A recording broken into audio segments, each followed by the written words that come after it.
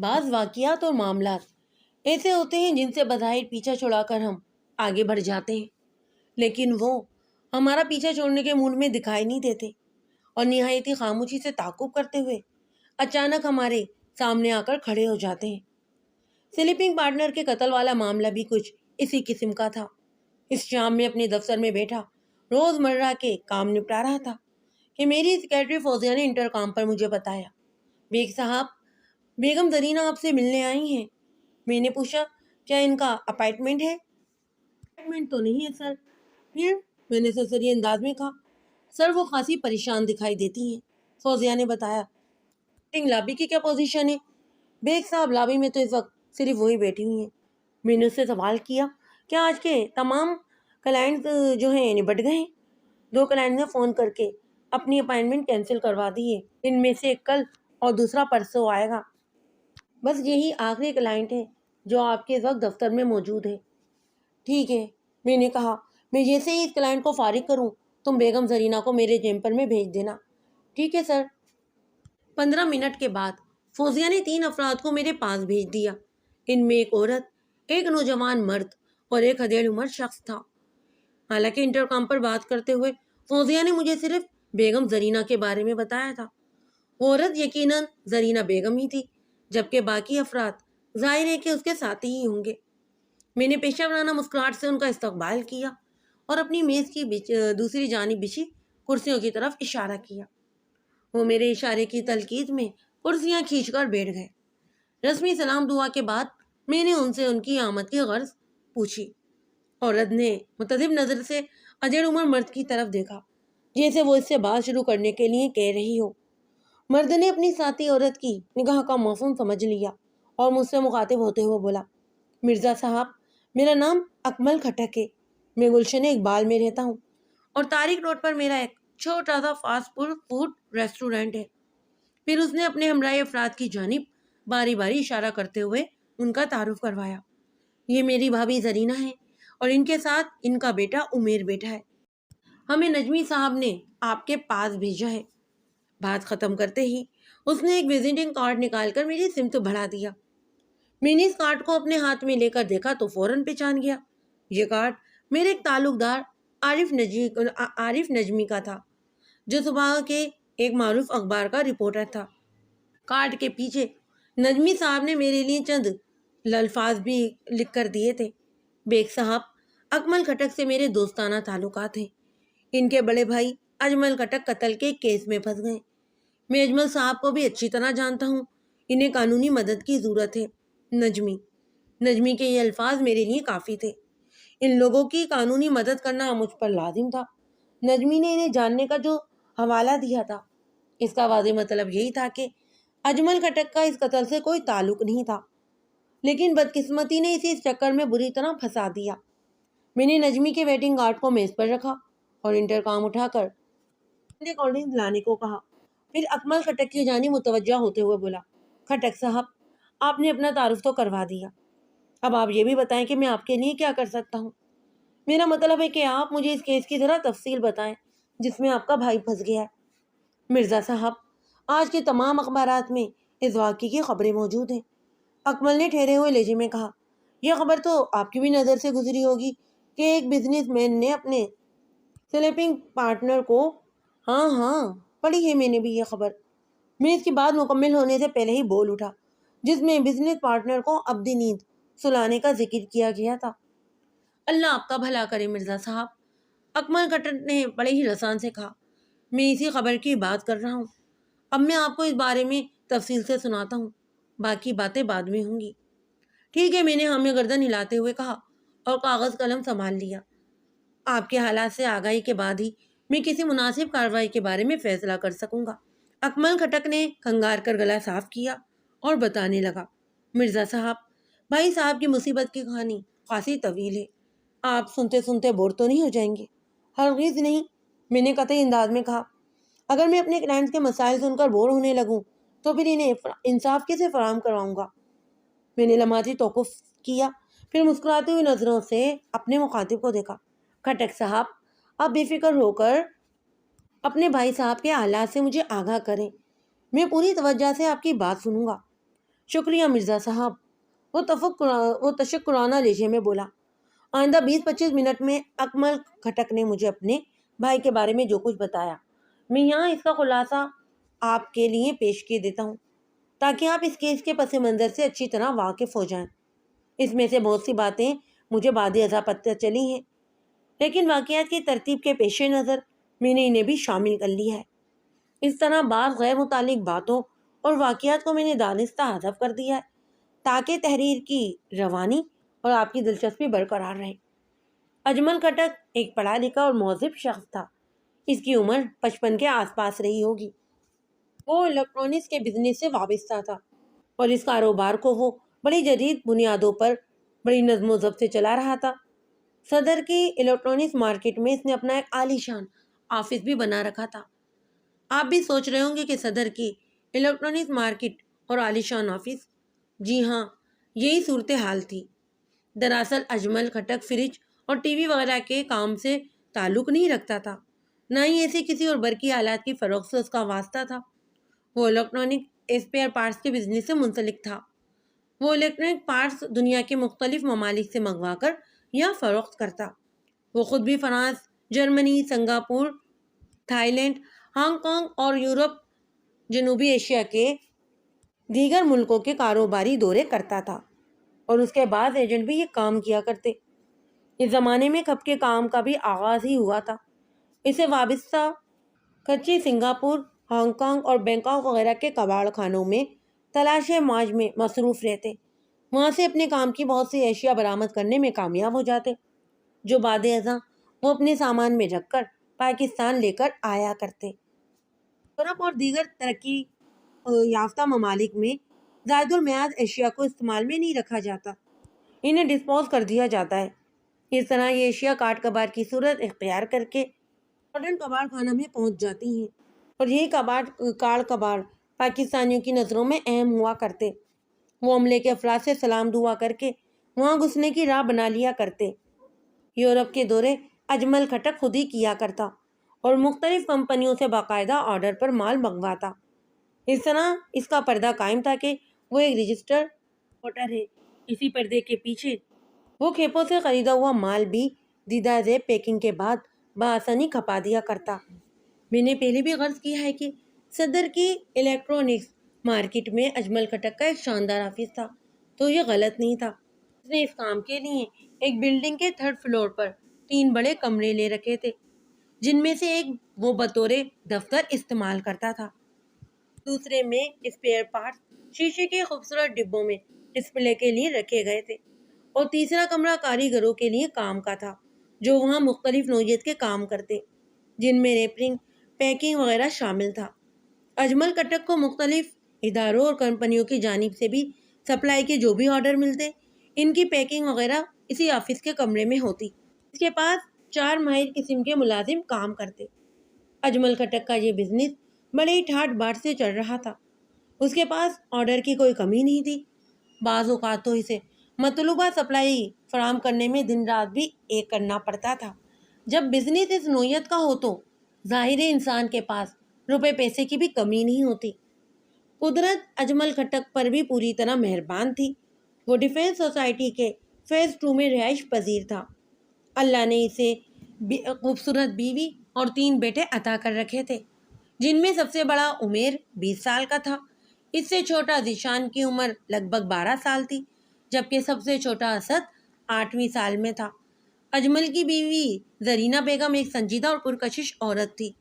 زندگی بڑے ہی مزے سے گزر رہی تھی کہ ایک روز اجمل کھٹک کو اپنے بزنس پارٹنر کے قتل کے الزام میں گرفتار کر لیا گیا۔ مقتول کا نام رئیس احمد تھا اور ان کی پارٹنرشپ کو لگ بھگ 1 سال ہو گیا تھا۔ اجمل کھٹک کو پارٹنرشپ کی ضرورت انتہائی ایمرجنسی کی صورت میں پیش آئی، اور دوسری جانب مقتول رئیس بھی حالات کے ہاتھوں ایسا بے بس ہوا کہ دونوں کا ملاپ بڑی آسانی سے ہو گیا۔ رئیس اور اجمل کھٹک کی خاصی پرانی جان پہچان تھی۔ رئیس کی صدر کے ہی علاقے میں جیولری کی ایک چھوٹی سی دکان تھی، جس پر اچانک زوال آ گیا اور دھندا رفتہ رفتہ ختم ہونے لگا۔ اجمل کو رئیس کے حالات کا علم تھا۔ کبھی اجمل کھٹک اس کی دکان پر بھی چلا جاتا اور کبھی رئیس اس کے آفس کا چکر لگا لیا کرتا۔ ایک روز رئیس سخت پریشانی کے عالم میں اجمل کھٹک کے پاس پہنچا۔ اجمل نے رسمی سلام دعا کے بعد اس سے پوچھا، کیا بات ہے یار، آج تو تم کچھ زیادہ ہی الجھے ہوئے نظر آ رہے ہو۔ یہ تو تمہاری دکان پر بیٹھنے کا وقت ہوتا ہے۔ میں نے آج دکان نہیں کھولی، رئیس نے سپاٹ انداز میں جواب دیا۔ میں گھر سے سیدھا تمہاری طرف آیا ہوں۔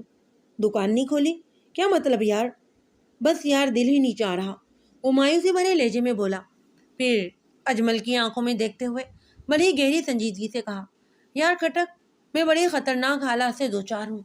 کچھ سمجھ میں نہیں آ رہا ہے کہ میں کیا کروں، کہاں جاؤں۔ نئی بیوی نے تنگ کر رکھا ہے کیا؟ اجمل نے معنی خیز انداز میں پوچھا۔ رئیس نے پرسوچ انداز میں جواب دیا۔ ہاں یار، کچھ ایسی ہی بات ہے۔ کچھ ایسی بھی بات کا کیا مطلب؟ اجمل نے بھی کریدنے کی کوشش کی۔ میں تو ابھی تک یہی سمجھ رہا تھا کہ تم اپنے کاروباری حالات کی وجہ سے پریشان ہو، پر یہ تو معاملہ وہی نکلا کہ دو کشتیوں کا سوار۔ اجمل کھٹک نے معنی خیز انداز میں جملہ ادھورا چھوڑا تو رئیس جلدی سے بولا، معاملہ دو طرفہ ہے یار۔ دو طرفہ؟ ہاں کھٹک، وہ بڑے ہی الجھے ہوئے لہجے میں بولا۔ ایک طرف تو شیلا کی وجہ سے میں پریشان ہوں، اور دوسری جانب میرا کاروبار بڑی تیزی سے ڈوبتا جا رہا ہے۔ شیلا رئیس کی دوسری بیوی کا نام تھا۔ لگ بھگ 6 ماہ پہلے اس نے شیلا سے شادی کی، اور اس کے بعد ہی کاروبار بدتریج ڈاؤن ہوتا جا رہا تھا۔ رئیس کی پہلی بیوی کا نام فرید تھا۔ فریدہ اور رئیس کے 2 بچوں کی ماں تھی۔ بیٹے عمران کی عمر 15 سال اور اس سے چھوٹی بیٹی شادیہ کی عمر کم و بیش 10 سال۔ فریدہ اور یہ دونوں بچے جہانگیر روڈ پر رہتے تھے، جبکہ رئیس نے شیلا کو بالکل الگ تھلگ رکھا ہوا تھا۔ شیلا سولجر بازار کے ایک فلیٹ میں رہتی۔ رئیس کی توجہ دونوں گھروں پر برابر ہی تھی، تاہم زیادہ جھکاؤ اس کا شیلا کی جانب تھا۔ اس نے ہفتے میں دن مقرر کر رکھے تھے کہ کب وہ شیلا کے ساتھ وقت گزارے گا اور کب فریدہ کے ساتھ۔ دونوں بیویاں اپنی اپنی جگہ اس کے اس روٹین سے مطمئن تھیں یا نہیں، البتہ رئیس دوسری شادی کے بعد مستقل ایک پھیر میں آیا ہوا تھا، اور آنے والا دن پچھلے دن سے زیادہ خراب ہوتا جا رہا تھا۔ اجمل کھٹک نے ہمدردی بھرے لہجے میں کہا، میں دیکھ رہا ہوں جب سے تم نے دوسری شادی کی ہے، مسائل نے تمہارے ساتھ دوستی گانٹ لی ہے۔ کیا تم نے اپنے کرائسس کی وجہ پر غور نہیں کیا؟ غور کیا بھی ہے اور نہیں بھی کیا، رئیس نے دو معنی انداز میں کہا، اور میں بھی ایک نتیجے پر پہنچا ہوں جو تمہارا خیال ہے۔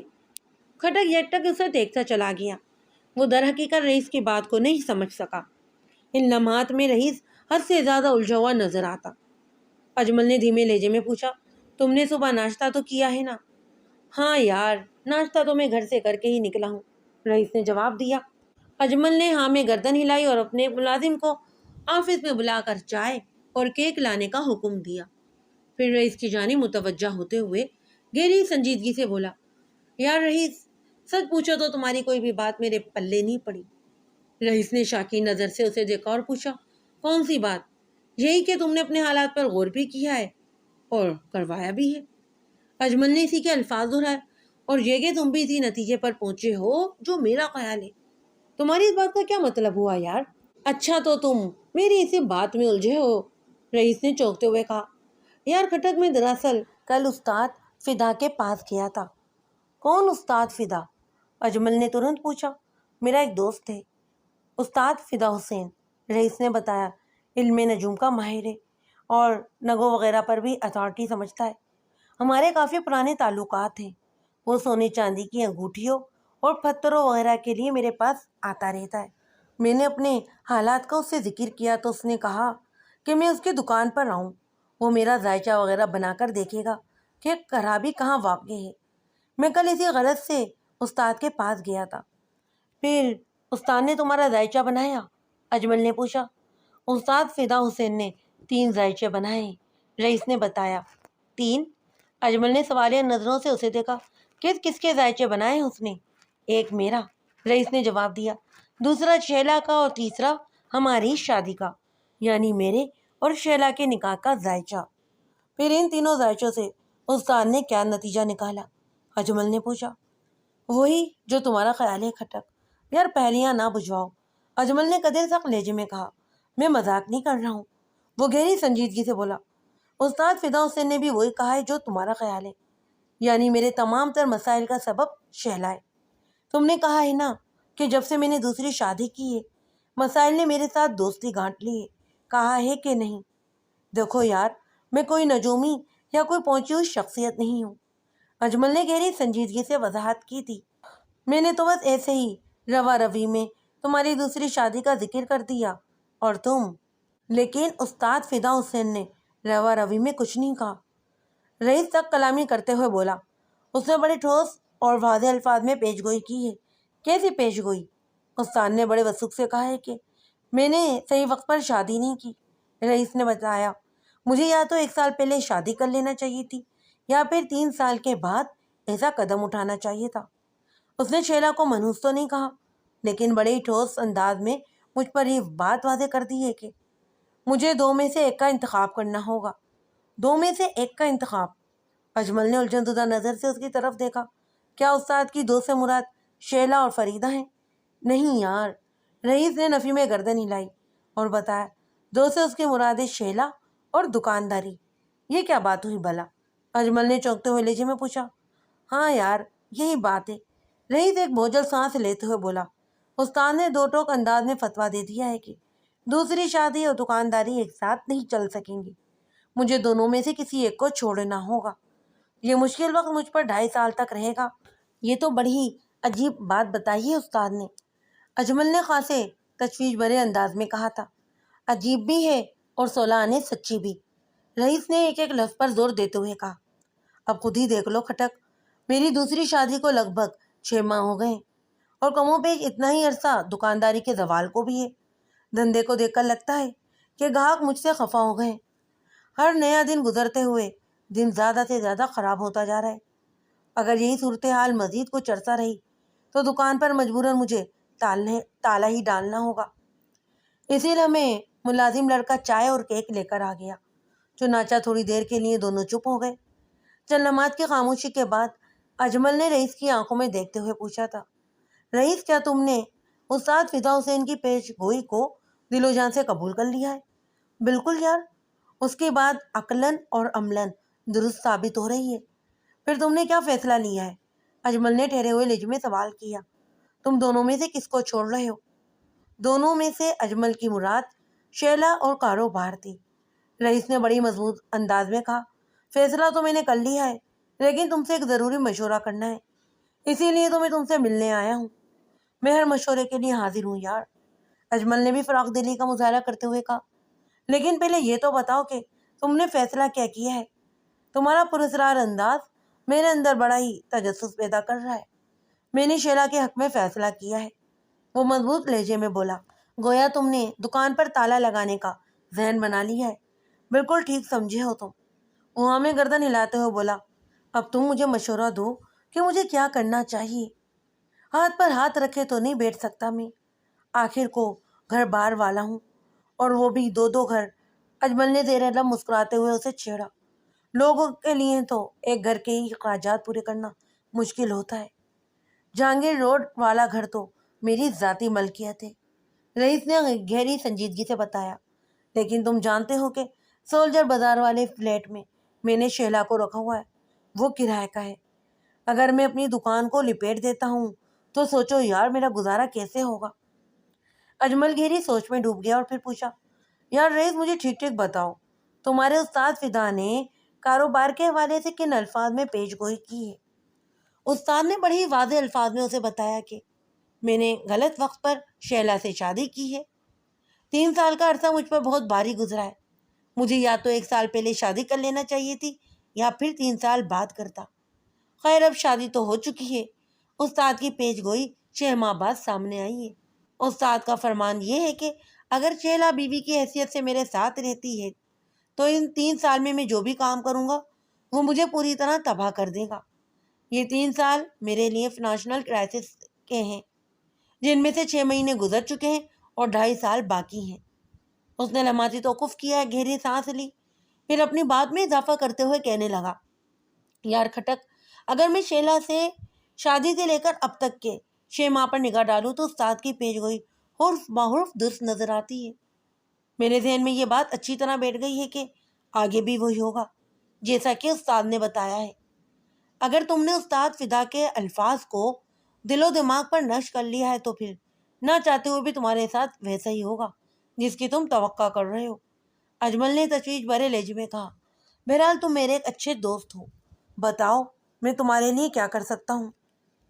میں نے اپنے موجودہ حالات سے تمہیں تفصیلاً آگاہ کر دیا ہے۔ رئیس نے چائے کی پیالی ختم کرتے ہوئے کہا، تم مجھے مشورہ دو کہ اس سچویشن میں مجھے کیا کرنا چاہیے۔ ایک بات تو طے ہے رئیس، وہ اس کی آنکھوں میں جھانکتے ہوئے بولا، استاد فدا کی پیش گوئی کی روشنی میں تم نے اب اپنا جو ذہن بنا لیا ہے نا، اس کے ساتھ تم اب جس کام میں بھی ہاتھ ڈالو گے تو تمہیں نقصان ہی اٹھانا پڑے گا۔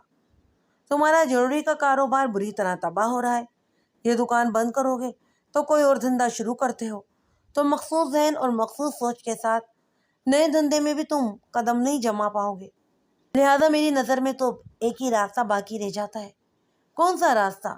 محفوظ انویسٹمنٹ، اجمل نے کہا۔ میرے ذہن میں کچھ ایسی ہی سوچ ہے۔ رئیس نے بھی تائیدی انداز میں گردن ہلائی۔ میں نے اس سلسلے میں استاد سے بھی پوچھا تھا، اس کا کہنا ہے کہ اگر میرا سرمایہ کسی اور شخص کے استعمال میں رہے گا تو پھر نقصان کا اندیشہ نہیں۔ میں چاہتا ہوں کہ 2.5-3 سال کے لیے اپنا کل سرمایہ کسی کا کام میں لگا دوں اور خود آرام سے بیٹھ جاؤں، مگر یار سمجھ میں نہیں آ رہا ایسا ایماندار شخص کہاں سے تلاش کروں میں جو میرے سرمایہ کے ساتھ ساتھ مجھے پروفٹ دے اور میرے ساتھ کوئی 420 نہ کرے۔ تم تو جانتے ہی ہو کھٹک کہ آج کل ہر کام میں کس قدر دھوکہ اور فراڈ ہو رہا ہے۔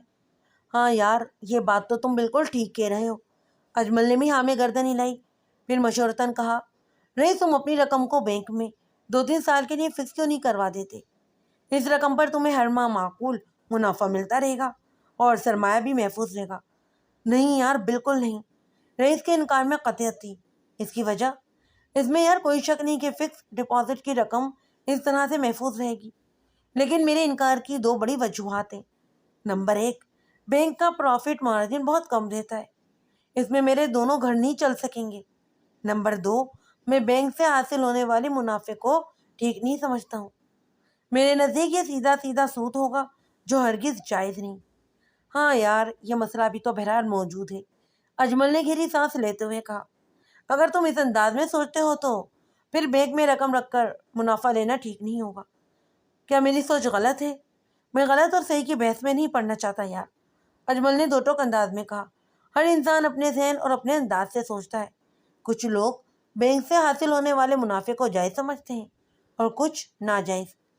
بہرحال اگر تم بینک میں رقم رکھ کر منافع حاصل کرنے کو ٹھیک نہیں سمجھتے اور یہ قدم نہیں اٹھانا چاہتے تو تمہارے لیے یہ مناسب ہوگا کہ کسی ساکھ والے ایماندار شخص کے چلتے ہوئے بزنس میں اپنی رقم انویسٹ کرو اور پروفٹ لاس کی بنیاد پر اس کے ساتھ پارٹنرشپ کر لو۔ میں بھی تو یہی چاہتا ہوں یار، رئیس نے جلدی سے سر کو ہلایا تھا، اور میں اسی لیے تمہارے پاس آیا ہوں کہ مجھے کسی ایسے کھرے اور ایماندار بزنس مین کے بارے میں بتاؤ جہاں سرمایہ کاری سے میری رقم بھی محفوظ رہے اور مجھے جائز منافع بھی ملتا رہے۔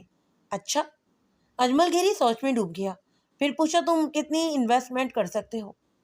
اگر میں اپنی صدر والی دکان اور اس کے اندر موجود تمام تر مال کو فروخت کر دوں اور اس کے اندر کیش اور وغیرہ دوسری رقم کو بھی شامل کر لوں تو کم از کم 25 لاکھ روپے نکل آئیں گے۔ رئیس نے محتاط اندازے کے مطابق بتایا، یہ اچھا خاصا ہینڈسم اماؤنٹ ہے۔ اجمل نے صاف گوئی کا مظاہرہ کرتے ہوئے کہا، اس پر تمہیں اتنا منافع ضرور ملے گا جو تمہاری ضروریات کو پورا کرنے کے علاوہ سیونگ کے لیے بھی بچ جائے، لیکن ایسی ہیوی انویسٹمنٹ بہت سوچ سمجھ کر کرنا چاہیے یار، اسی لیے تو میں تمہارے پاس آیا ہوں۔ رئیس نے بات ختم کرنے والے انداز میں کہا، اگر میرا دماغ کام کر رہا ہوتا تو پھر میں تم سے بھلا کیوں پوچھتا؟ گویا تمہاری نظر میں کوئی ایسا بزنس مین نہیں ہے۔ نہیں، مجھے کسی پر بھروسہ نہیں ہے، رئیس نے دو ٹوک انداز میں کہا۔ بزنس مین تو بہت ہیں، لیکن مجھے ان پر وہ اعتماد نہیں۔ میں اتنی بھاری رقم کے لیے رسک نہیں لے سکتا۔ تو مجھے بتاؤ کہ مجھے کہاں رقم انویسٹمنٹ کرنا چاہیے؟ یار تم بہت بڑی ذمہ داری ڈال رہے ہو مجھ پر۔ دو ذمہ داریاں اٹھانے کے لیے ہی تو ہوتے ہیں، رئیس نے ٹھہرے ہوئے لہجے میں کہا۔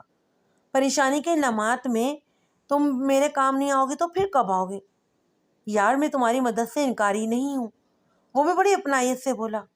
رئیس بات دراصل یہ ہے کہ اگر تم نے میرے مشورے پر کہیں رقم لگا دی اور اگر خدا نہ خواستہ بعد میں کوئی اونچ نیچ ہو گئی تو پھر کچھ بھی نہیں یار، وہ اجمل کی بات مکمل ہونے سے پہلے ہی بول اٹھا، میں اسے اپنا نصیب سمجھ لوں گا، مجھے تم پر پورا اعتماد ہے گھٹک، تو مجھے جو بھی مشورہ دو گے وہ میری بھلائی کے لیے ہی ہوگا۔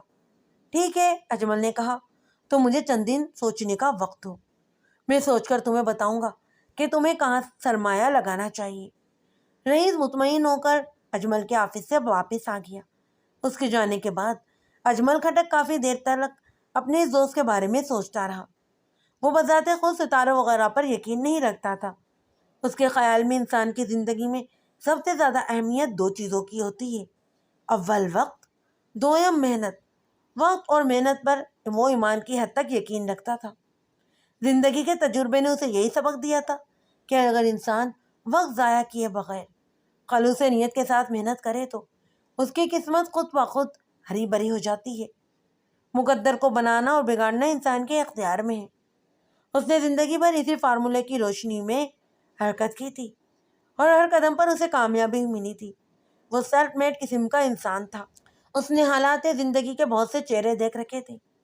اسی تناظر میں استاد فدا حسین کی پیش گوئی کے حوالے سے رئیس کا خوف اجمل کو بڑا ہی مذاق خیز محسوس ہوا، لیکن اس نے رئیس پر اپنے حقیقی جذبات کا اظہار کرنا بالکل مناسب نہیں سمجھا۔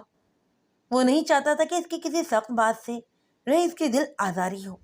رئیس کے ذہن میں استاد کی پیش گوئی کے حوالے سے ایک یقین سا بن گیا، اور یہ یقین بہت ہی پختہ تھا، لہذا فی الحال اس کی سوچ کے ساتھ چھیڑ چھاڑ مناسب نہیں تھی۔ جمیل نے یہی فیصلہ کیا کہ بعد میں کسی مناسب موقع پر وہ اپنے دوست کو بڑے ہی اچھے طریقے سے سمجھا دے گا۔ اجمل کھٹک نے چند دن کے لیے سوچنے کی مہلت لی تھی، اور انہی چند دنوں میں ایک ایسا واقعہ پیش آ گیا کہ رئیس کے لیے کسی ایماندار پارٹی کو تلاش کرنے کی ضرورت نہ رہی۔ یہ واقعہ اجمل کے لیے کسی ٹریجڈی سے کم نہیں تھا۔ ہوا کچھ یوں کہ انہی دنوں اجمل کی چھوٹی بہن صوبیہ کھٹک کی شادی کے معاملات اپنے آخری مراحل میں طے ہو چکے تھے۔ صوبیہ اجمل کے پاس ہی رہتی۔ جب صوبیہ کی رخصتی میں ایک ہفتہ رہ گیا تو اس پر کاروبار کا بہت زیادہ پریشر آ گیا۔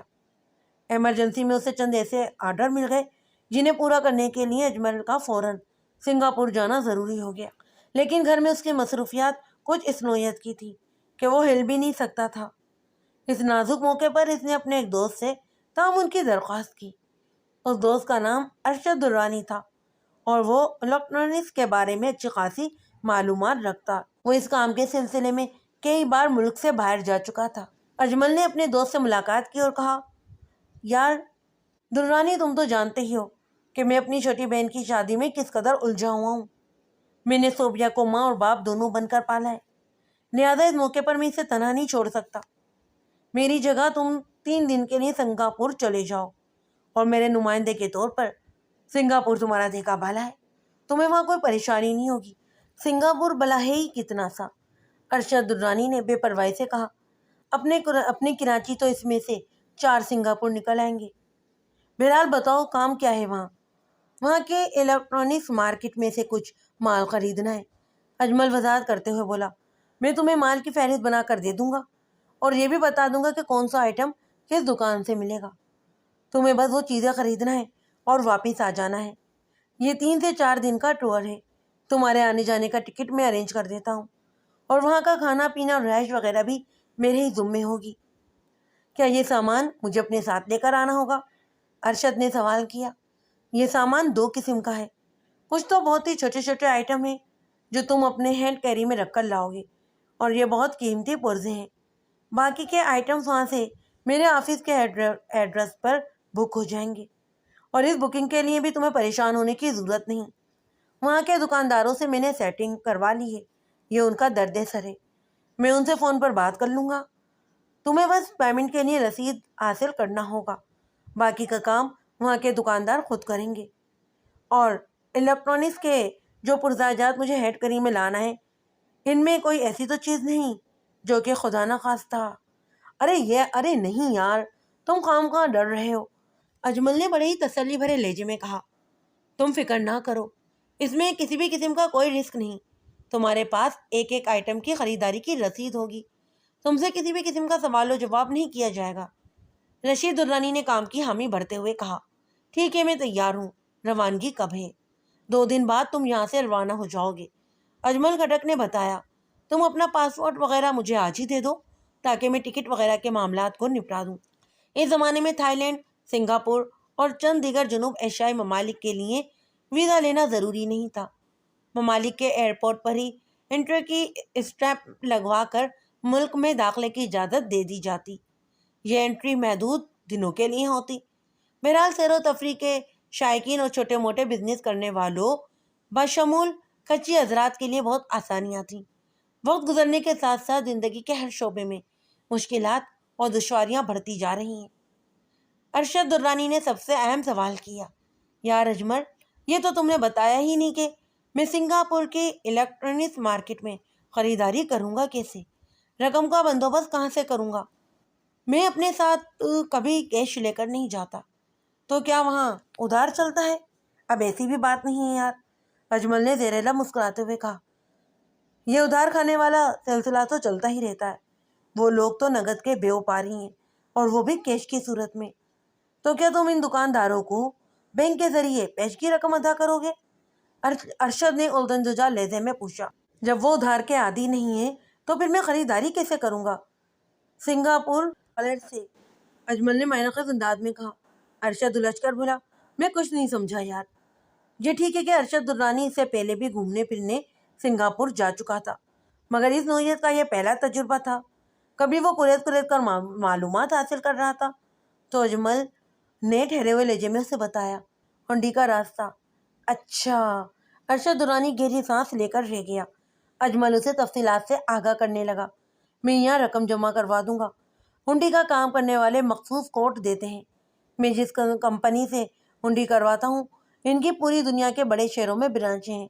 تم سنگاپور میں ان کی برانچ میں جا کر مخصوص کوڈ کے ساتھ اپنی شناخت کرواؤ گے تو وہ تمہیں سنگاپور یورپین ڈالرز میں رقم ادا کر دیں گے۔ رقم کتنی ہوگی؟ ارشد درانی نے سنسناتے ہوئے لہجے میں پوچھا۔ پاکستانی 20 لاکھ روپے، اجمل نے جواب دیا۔ اور یہ سنگاپورین کے ڈالرز کتنے بنیں گے؟ یہ میں تمہیں بعد میں بتاؤں گا، جس دن تم یہاں سے روانہ ہوگے۔ اسی روز میں یہ 20 لاکھ روپے ہنڈی کرواؤں گا۔ یار اجمل، یہ تو خاصا بڑا اماؤنٹ نہیں ہے؟ ارشد کے انداز میں جو ہے تعجب تھا۔ ہاں، اجمل نے ہاں میں گردن ہلائی، اسی لیے تو میں تمہیں بھیج رہا ہوں، کیونکہ مجھے تم پر پورا اعتماد ہے۔ اصل میں اس بار مجھے ایک بہت بڑا آرڈر مل گیا ہے، جسے بر وقت پورا کرنا بہت زیادہ ضروری ہے۔ اس پر میرے مستقبل کا بھی دار و مدار ہے۔ یہ ایک طرح کا ٹیسٹ کیس بھی ہے۔ اگر میں نے مقررہ وقت پر سپلائی دے دی تو مجھے پی ایف سے بھی کام ملنا شروع ہو جائے گا، اور یہ میرے لیے بڑی اعزاز کی بات ہوگی۔ P F? تمہارا مطلب ہے کہ پاکستانی ایئر فورس؟ بالکل یہی مطلب، اجمل نے زائدی انداز میں کہا۔ شاید تمہارے علم میں نہ ہو کہ فورس کے لوگوں کو اوپن مارکیٹ سے اس نوعیت کی خریداری کی اجازت نہیں ہوتی۔ انہیں اپنی ضرورت کے لیے کسی بھی قسم کے پرزائے جات کی خریداری پرائیویٹ سپلائر سے ہی کرنا ہوتی ہے، جس کا باقاعدہ حساب اور کتاب ریکارڈ رکھا جاتا ہے۔ میں تمہارے ذریعے سنگاپور سے جو اسپیئر پارٹس اور پرزائے جات وغیرہ منگوا رہا ہوں، اس الیکٹرانکس میں کم و بیش آدھا مال پی ایف والوں کا ہے۔ اگر میں صوبیہ کی شادی میں مصروف نہ ہوتا تو میں اس کام کے لیے تمہیں ہرگز زحمت نہ دیتا۔ یہ آرڈر بھی اچانک ہی ملا ہے۔ اتنا وقت نہیں ہے کہ میں شادی کو نپٹانے کے بعد بڑے ہی آرام سے سنگاپور روانہ ہو جاؤں۔ اکمل بھی شادی کے ہی ہنگاموں میں الجھا ہوا ہے، پھر اس نے نیا ریسٹورینٹ کھولا ہے، اسے بھی وقت دینا بہت ضروری ہے۔ اور یار اتنی تفصیل کی ضرورت نہیں، ارشد درانی نے ہاتھ اٹھا کر کہا۔ تم فکر نہ کرو، میں تمہارے یہ کام بڑے ہی اچھے طریقے سے اور بر وقت کر ڈالوں گا۔ تمہارا بہت بہت شکریہ یار، اجمل نے ممنونیت بھرے لہجے میں کہا۔ ارشد بولا، تم مجھے شرمندہ کیوں کر رہے ہو؟ پھر انہوں نے گرم جوشی سے ہاتھ ملایا اور ارشد درانی رخصت ہو گیا۔ جس روز ارشد کو سنگاپور کے لیے فلائی کرنا تھا، اجمل خٹک نے مبلغہ 20 لاکھ روپے ہنڈی کروا دیے اور مخصوص کوڈ کے ساتھ ارشد وارثی کو ضروری ہدایت بھی دے دی تاکہ اسے وہاں کوئی دشواری پیش نہ آئے۔ ارشد درانی سنگاپور روانہ ہو گیا۔ اجمل خٹک شادی کے ہنگاموں میں مصروف ہو گیا۔ شادی نبٹ گئی، صوبیہ بیاہ کر اپنے سسرال چلی گئی۔ ارشد درانی کی واپسی کا دن آن پہنچا، لیکن وہ لوٹ کر نہیں آیا۔ اجمل خٹک کے ہاتھ پاؤں پھول گئے۔ اس نے سب سے پہلے ہنڈی والوں سے رابطہ کیا۔ پتہ چلا کہ سنگاپور میں حسب پروگرام ارشد درانی نے رقم سنگاپور اس میں ڈالرز میں کنورٹ کر لی ہے۔ اجمل نے متعلقہ دکانداروں سے ٹیلی فون رابطہ کیا۔ معلوم ہوا کہ اس کے لیے کسی بھی قسم کی کوئی خریداری نہیں کی گئی اور نہ ہی کوئی آرڈر بک کروایا گیا ہے۔ یہ بات تو طے کی تھی کہ ارشد بخیر و عافیت سنگاپور پہنچا تھا اور اس نے ہنڈی والوں کے آفس جا کر رقم بھی وصول کی تھی۔ اس کے بعد وہ کہاں غائب ہو گیا، اس حوالے سے کچھ پتہ نہیں چل رہا تھا۔ اجمل کی چھٹی چیخ کر اعلان کر رہی تھی کہ بیٹا تمہارے ساتھ فراڈ ہو گیا ہے، ارشد وارثی اب کبھی بھی واپس نہیں آئے گا۔ لیکن اس کا دل ارشد کو دھوکے باز ماننے کو تیار نہیں تھا۔ دل کا یہ خیال یہ تھا کہ اس کے ساتھ وہاں کوئی حادثہ پیش آ گیا ہے، یا وہ کسی ایسی مصیبت میں گرفتار ہو گیا ہے کہ نہ تو اس کے ساتھ رابطہ کر پا رہا ہے اور نہ ہی مارکیٹ تک جا سکا ہے۔ اس نے سنگاپور میں موجود اپنے واقف دکانداروں سے ارشد درانی کی پراسرار گمشدگی کا سراغ لگانے کے لیے منت اور خوشامد کی، مگر کوئی بھی نتیجہ نہ نکلا۔ اس نے کراچی میں ارشد کے گھر والوں سے رابطہ کیا، پتہ نہیں یہ خیال اسے کیوں نہیں آیا تھا۔ پریشانی میں انسان اپنی رسائی کے سب سے زیادہ تیز رفتار گھوڑے کو پہلے دوڑاتا ہے۔ بہرحال ارشد کے گھر والوں کا جواب انتہائی مایوس کن تھا۔ انہوں نے اجمل کو بتایا کہ وہ دبئی کی طرف نکل گیا ہے۔ ارشد کی ابھی شادی نہیں ہوئی تھی اور اس پر امریکہ جانے کا بھوت بھی سوار تھا، اور اسی سلسلے میں وہ 2-3 بار ناکام کوششیں بھی کر چکا تھا۔ گھر والوں کو وہ یہی راز سنا کر گیا تھا کہ اس کے ایک دوست نے اسے دبئی بلایا ہے اور یقین دلایا ہے کہ دبئی میں رہتے ہوئے اگر امریکہ جانے کی ٹرائی کی جائے تو کامیابی کے زیادہ امکانات ہوتے ہیں۔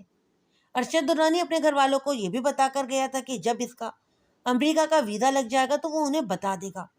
گویا اس کی واپسی کا مستقبل قریب میں کوئی امکان دکھائی نہیں دیتا تھا۔ اجمل کو یہ بات بھی اچھی طرح معلوم تھی کہ دبئی کی بانسبت سنگاپور سے امریکہ جانے کے امکانات زیادہ روشن تھے۔ ارشد کے گھر والوں سے حاصل ہونے والی معلومات کی روشنی میں یہ بات تو پایا ثبوت تک پہنچ گئی کہ اجمل کھٹک کے ساتھ ایک کھلم کھلا فراڈ ہو گیا تھا۔ ارشد دبئی سے امریکہ جانے کی کوشش کر رہا تھا یا سنگاپور سے، اس بات سے کوئی فرق نہیں پڑ رہا تھا۔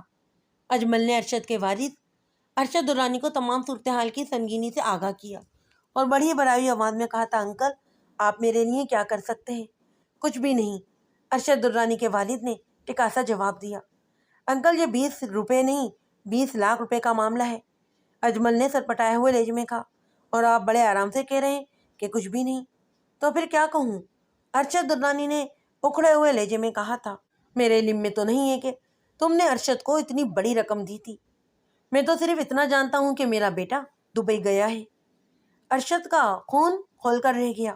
وہ درست لہجے میں بولا، انکل آپ زیادتی کر رہے ہیں۔ زیادتی میں نہیں، تم کر رہے ہو برخودار۔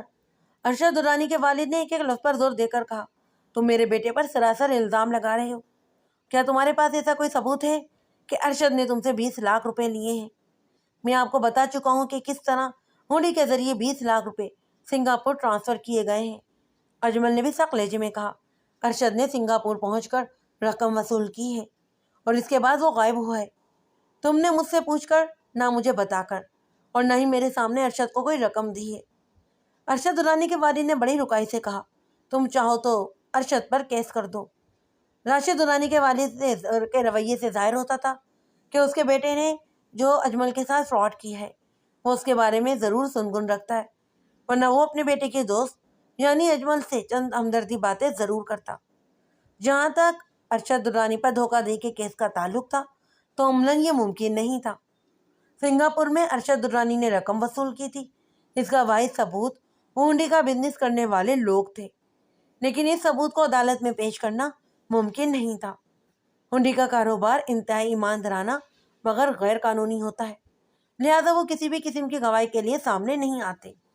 اتمام حجت کے طور پر اجمل نے ارشد وارثی کے باپ سے پوچھا، آپ مجھے صرف اتنا بتا دو کہ وہ دبئی میں کس کے پاس گیا ہے، اس کے دبئی والے دوست کا پتہ ٹھکانہ اور فون نمبر وغیرہ دے دیں۔ ابھی تو ایسی کوئی بھی چیز نہیں ہے میرے پاس، انہوں نے انتہائی بے مروتی سے کہا۔ ارشد نے جانے کے بعد سے اب تک کوئی رابطہ نہیں کیا۔ ہاں اگر اس کا فون آیا تو میں اس سے پوچھ لوں گا، فی الحال تو میں تمہاری کوئی مدد نہیں کر سکتا۔ ارشد درانی کے الجھنے سے فوری طور پر کوئی فائدہ حاصل ہونے والا بھی نہیں تھا۔ اس نے عقل مندی کا فیصلہ کیا اور کوئی بھی بدمزگی کیے بغیر واپس آ گیا۔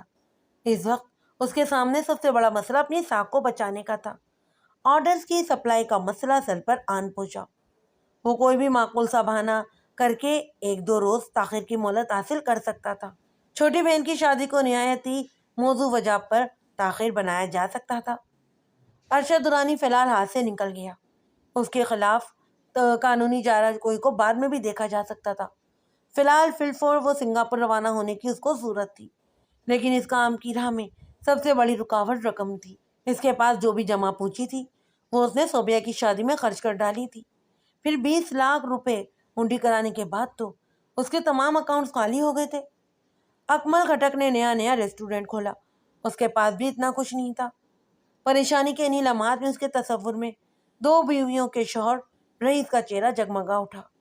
اس کے ساتھ ہی اس کے بوجھل سینے سے ایک اطمینان بھری سانس نکلی۔ رئیس اپنے حالات سے تنگ آ کر 25 لاکھ کی خطیر رقم کسی محفوظ اور منافع بخش بزنس میں لگانا چاہتا تھا، اور یہ اجمل کو فوری طور پر 20-25 لاکھ روپے کی اشد ضرورت تھی۔ دونوں دوستوں نے ایک نہایتی اہم میٹنگ کی، جس میں اجمل خٹک نے رئیس کو اپنے تمام تازہ ترین حالات سے آگاہ کیا۔ اسے بتایا رئیس اجمل کے بزنس میں 25 لاکھ روپے لگانے کے لیے تیار ہو گیا۔ رئیس نے پورے بھروسے کے ساتھ یہ رقم اجمل خٹک کے حوالے کی اور بڑے ہی واضح الفاظ میں کہا، یار خٹک، تم فوراً سنگاپور روانہ ہو جاؤ۔ پہلے اپنی ایمرجنسی نپٹاؤ، باقی بات بعد میں دیکھی جائے گی۔ بعد میں بیٹھ کر آرام سے ہم معاملات طے کر لیں گے۔ اجمل خٹک فل سنگاپور روانہ ہو گیا۔